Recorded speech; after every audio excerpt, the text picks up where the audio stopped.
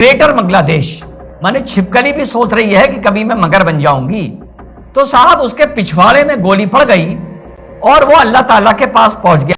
तो दो गनमैन आए, अननोन गनमैन आए, उन्होंने कनपट्टी पर पिस्तौल लगाई और दाग दी।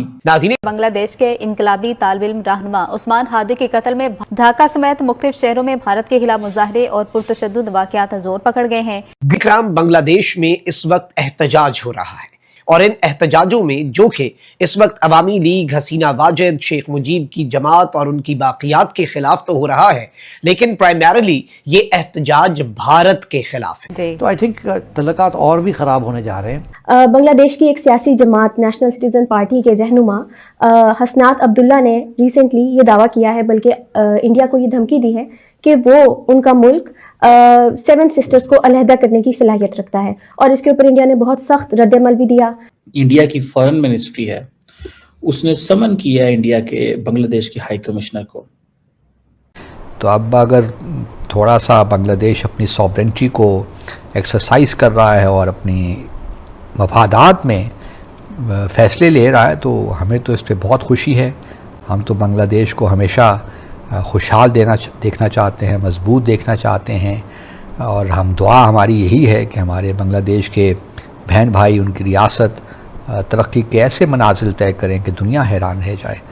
तो हम हमेशा उनके लिए दुआ गो रहेंगे। इकराम, बांग्लादेश में इस वक्त एहतजाज हो रहा है, एहतजाज शदीद तरीन हो रहा है, और अब बात जो है वो बांग्लादेश और भारत के बराह रास्त जो कन्फ्रंटेशन है, बराह रास्त दोनों मुल्कों का आमना सामना है, बराह रास्त दोनों मुल्कों का जो टाकरा है, उस तक जाती हुई बात हमें नजर आ रही है। नाज़रीन इकराम, सबसे पहले तो मैं आपको ये बता दूं कि इस वक्त बांग्लादेश के अंदर भारतीय तनसीबात पर हमले जो हैं वो हो रहे हैं।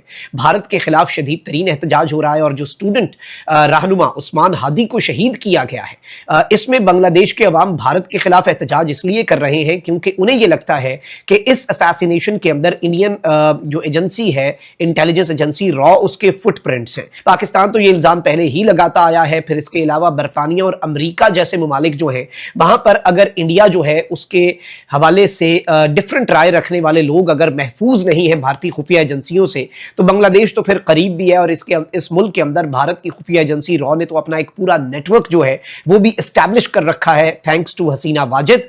अब हसीना वाजिद को तो सजाए मौत हो चुकी है, लेकिन भारत उसे मुआहदे के तहत हवाले नहीं कर रहा। लेकिन अब जो सूरत हाल है नाज़रीन इकराम, इसे आप समझें। एक तरफ तो जो 16 दिसंबर की डेट है, ये याद रखिएगा, बड़ी अहम तरीन डेट होती है, सकूत ढाका हुआ था। इस डेट पर बांग्लादेश के सियासतदानों ने ग्रेटर बांग्लादेश के बयानात दिए, इंडिया के 7 सिस्टर स्टेट्स के हवाले से बयानात दिए।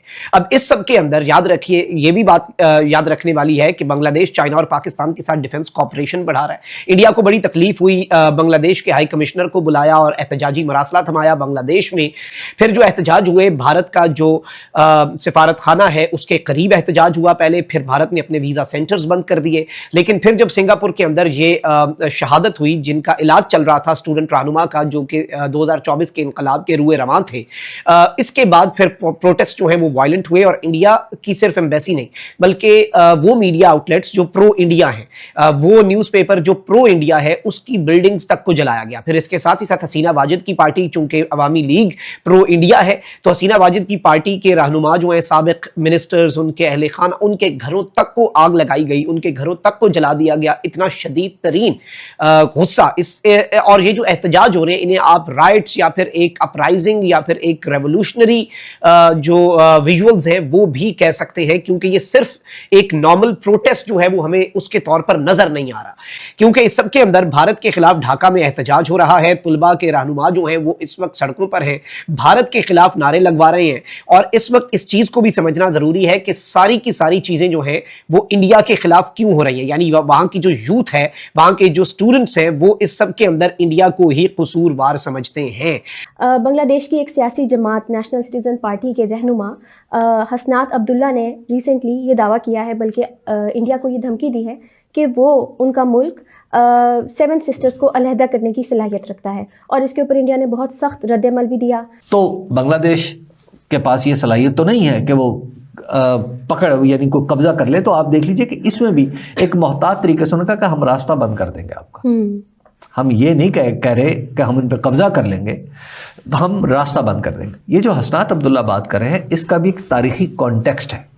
جب 1971 میں وہاں پر آپریشن بھی جاری تھا اور فوجی آپریشن پاکستان کی طرف سے پاکستان کی فوج وہاں پر کر رہی تھی, تو اس وقت مغربی پاکستان میں کچھ خاکے بنائے گئے تھے جو عوامی سطح پر بھی بڑے مقبول ہوئے تھے.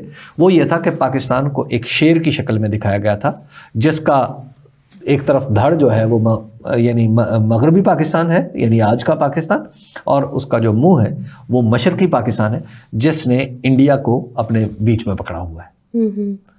تو لیکن ہم جب اتفاق ایسا ہے, یا آپ اس کو تاریخ کی ستم ظریفی کہیے, کہ جب تک وہ پاکستان کا حصہ رہا پاکستان نے کبھی اس طرح کی ارینجمنٹ کے بارے میں نہیں سوچا, یا وہاں پہ اس طرح کی اپنی فوجی پریزنس نہیں رکھی کہ وہ انڈیا کی اس کمزوری سے کھیل سکے. ہم نے جتنی بھی جنگیں لڑی, لیکن اب چونکہ نقشے دیکھنا بہت آسان ہے, آپ ذرا سا دیکھیں تو وہ 20-22 کلومیٹر چوڑا سلیگری کا جو علاقہ ہے اور تقریباً 60-70 کلومیٹر, تو وہ تو آج کل جو کچھ آپ کے پاس ہے یعنی ہر کسی کے پاس ہی ہے, تو وہاں پہ تو صرف 4-5 روڈ بلاکس لگا دیے جائیں تو آپ کی آمد و رفت بند ہو جاتی. تو وہ 7 ریاستیں ہیں جس میں ناگالینڈ, میزورم, یہ سب شامل ہیں, تو وہ تو بالکل کنٹرول میں آ جائے. مطلب بہت اچھے طریقے سے ان چیزوں کو یوٹیلائز کیا جا سکتا ہے. جی بالکل. گریٹر بنگلہ دیش, مانے چھپکلی بھی سوچ رہی ہے کہ کبھی میں مگر بن جاؤں گی. جو نارتھ ایسٹ میں ہماری 7 سسٹرز ہیں, ہم ان کو کاٹ کر بھارت سے الگ کر دیں گے. ان ہوتیوں کو یہ نہیں پتا کہ اگر تم بھارت سے کاٹ کے الگ بھی کر دو گے, ابے جتنا تم علاقہ ادھر بتا رہے ہو نا ہمارا 7 سسٹرز کا, وہ اپنے آپ میں ایک ہے. ہر